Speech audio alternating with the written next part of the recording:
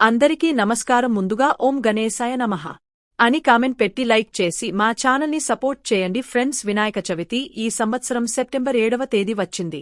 ఈరోజు వినాయకుడి విగ్రహాలను ఇంటి తీసుకుని వస్తారు. చవితి రోజున పూజలు ఏ వస్తువులు అవసరమో తెలుసుకోవడం చాలా ముఖ్యం.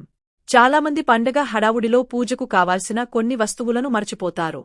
దీని కారణంగా పూజ చేస్తున్న సమయంలో పూజకు అంతరాయం ఏర్పడవచ్చు. కాబట్టి వినాయక చవితి రోజున వినాయకుని పూజలో కావాల్సిన పూజా సామాగ్రి ఏమిటో ఇప్పుడు మనం ఈ వీడియోలో తెలుసుకుందాం. మట్టి వినాయకుడి విగ్రహాన్ని తీసుకురావాలి. పూజలను అందుకునే వినాయకుడిని తర్వాత నీటిలో నిమజ్జనం చేస్తారు. కనుక పూజ సమయంలో పర్యావరణానికి ఎటువంటి ఇబ్బంది కలగకుండా పర్యావరణ అనుకూలమైన వినాయక విగ్రహం అంటే మట్టి విగ్రహాన్ని తీసుకురండి. వినాయకుడి మట్టి విగ్రహం అయితే అదృష్టంతో పాటు సక్సెస్ కూడా మన చేతికి వస్తుంది. మనం అనుకున్న పనులు అనుకున్నట్లుగా దిగ్విజయంగా జరిగిపోతాయి. గణేశ విగ్రహాన్ని ప్రతిష్ఠించడానికి పియ్యం కూడా అవసరం. దేవుని స్థానం భక్తుల కంటే పైన ఉంటుంది. కనుక వినాయకుని ఎప్పుడూ నేలపై ఉంచకూడదు. కనుక అదే సమయంలో పియ్యాన్ని ఏర్పాటు చేసుకోవాలి. కొబ్బరికాయలు 2 సిద్ధం చేసుకోండి. ఒకటి దేవునికి, ఒకటి కలశానికి. అలాగే అగరవత్తులు కూడా సిద్ధం చేసుకోండి. దీపారాధన బాగా చేసుకోవడానికి 2 పెద్ద దీపాలు, వాటిలోకి వేయడానికి నూనె కాని, ఆవు నెయ్యి కాని, మామూలుగానే బయట దొరికే నువ్వుల నూనె కాని వాడుకోవచ్చు. పూజ సమయంలో కలసం, కొబ్బరికాయ కూడా అవసరం. విగ్రహం దగ్గర కలశాన్ని కూడా తప్పనిసరిగా ఏర్పాటు చేయాలి. ఇక కలసం పైన మామిడి ఆకులను ఉంచి దానిపై కొబ్బరికాయలు పెట్టాలి. వినాయక చవితి ముందు రోజే తప్పనిసరిగా ఎర్రటి వస్త్రాన్ని తెచ్చుకోండి. వినాయక చవితినాడు వినాయకుని పూజలో పత్రికకు ప్రత్యేక స్థానం ఉంది.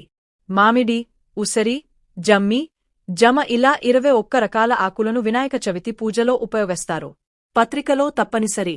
ఎందుకంటే గణపతికి ఎంతో ప్రీతికరమైనదని దర్భను దేవునికి సమర్పించడం వలన సుఖసంతోషాలు లభిస్తాయి అని చెబుతారు.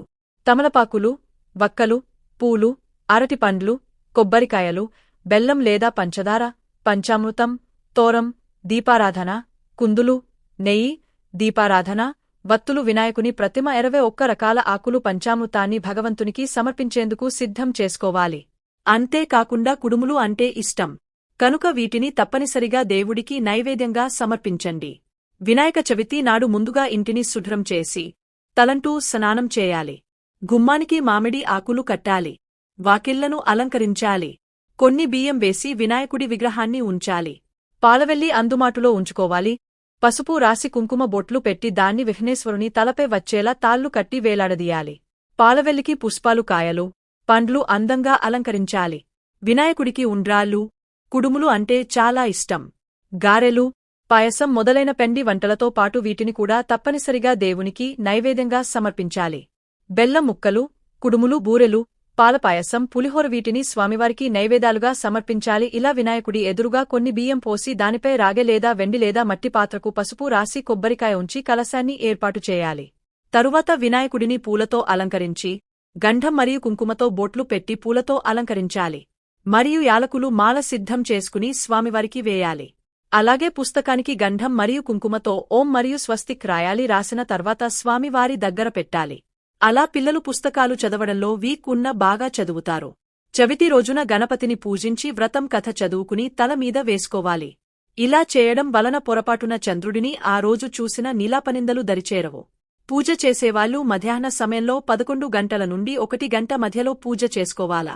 వినాయక చవితి రోజున ఇంట్లో పూజ చేసేటప్పుడు మీ ఇంటి ఈశాన్య దిశలో గణేష్ విగ్రహాన్ని ప్రతిష్ఠించి పూజ చేసుకోవాలి. అప్పుడే మీరు చేసే పూజకు 100% ఫలితం లభిస్తుంది. 21 రకాల పత్రిక వినాయకుడిని పూజించాలి. 21 పత్రాలతో వినాయక చవితి రోజున పూజించే వారికి సకల సంపదలు, అష్టైశ్వర్యాలు, కార్యసిద్ధి చేకూరుతుందని పండితులు అంటున్నారు.